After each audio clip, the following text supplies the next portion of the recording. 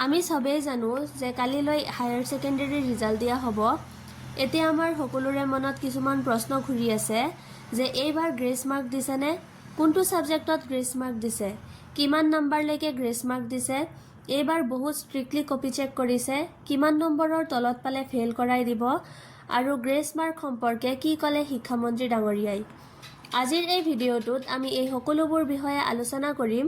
ভিডিঅ'টো স্কিপ নকৰি লাষ্টলৈকে চাই থাকিবা।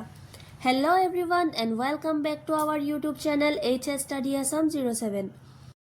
স্ক্ৰীনত মই তোমালোকক এটা মাৰ্কশ্বিট দি আছোঁ, যেটো তোমালোকে দেখা পাবা যে গ্ৰেছ মাৰ্ক দিয়া মাৰ্কশ্বিটবোৰ কেনেকুৱা থাকে।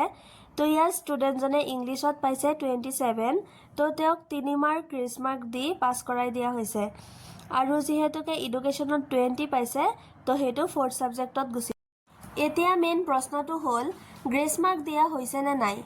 এইবাৰ অফিচিয়েলভাৱে কোনো নিশ্চিত ঘোষণা নাই যে গ্ৰেছ মাৰ্ক দিবই, কিন্তু সাধাৰণতে AHSECয়ে আগতে কি কৰিছিল, যিসকল ছাত্ৰ ছাত্ৰীয়ে এটা বা দুটা ছাবজেক্টত কম নম্বৰত ফেইল হয় তেওঁলোকক কেতিয়াবা গ্ৰেছ মাৰ্কছ দিয়ে।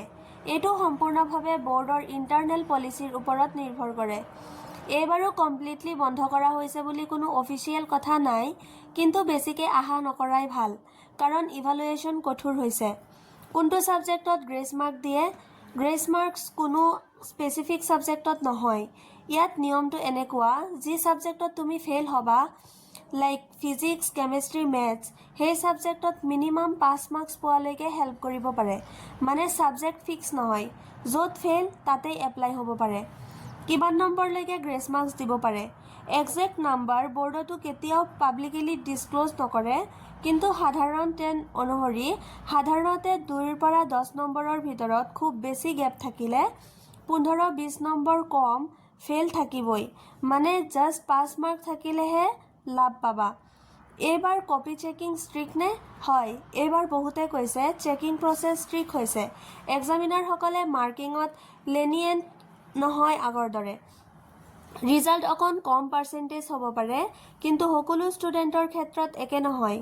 ভাল লিখা থাকিলে নম্বৰ পাবাই, কিমান নম্বৰ তলত ফেইল হ'ব। AHSEC নিয়ম অনুসৰি থিয়ৰী ছাবজেক্টত 30% লাগিব, 100 মাৰ্ক ছাবজেক্টত কমেও 30 পাব লাগিব, আৰু 70 মাৰ্কছ থিয়ৰী আৰু 30 মাৰ্কছ প্ৰেক্টিকেলত হ'লে কম্বাইনত পাছ হ'ব লাগিব। যদি এই 5 মাৰ্ক পোৱা নাযায় ফেইল বুলি গণ্য হ'ব।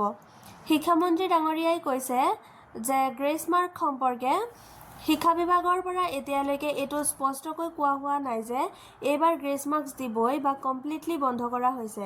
তেওঁলোকে মূলতে ক'লে ইভালুৱেশ্যন ট্ৰান্সপাৰেণ্ট আৰু ফেয়াৰ হ'ব। ডিজাৰ্ভিং ষ্টুডেণ্টসকলে নাম্বাৰ পাব, মানে গ্ৰেছ মাৰ্কছ থাকিলেও লিমিটেড আৰু জাষ্টিফাইড হ'ব। আশা কৰোঁ ভিডিঅ'টো তোমালোকৰ বাবে বহুত হেল্পফুল হৈছে। ভিডিঅ'টো ভাল লাগিলে লাইক কৰি ফ্ৰেণ্ডছৰ লগত শ্বেয়াৰ কৰি দিবা, আৰু যদিহে চেনেলটো ছাবস্ক্ৰাইব নাই কৰা তেতিয়া ছাবস্ক্ৰাইব কৰি বেল আইকনটো প্ৰেছ কৰি দিবা। Thank you and best of luck.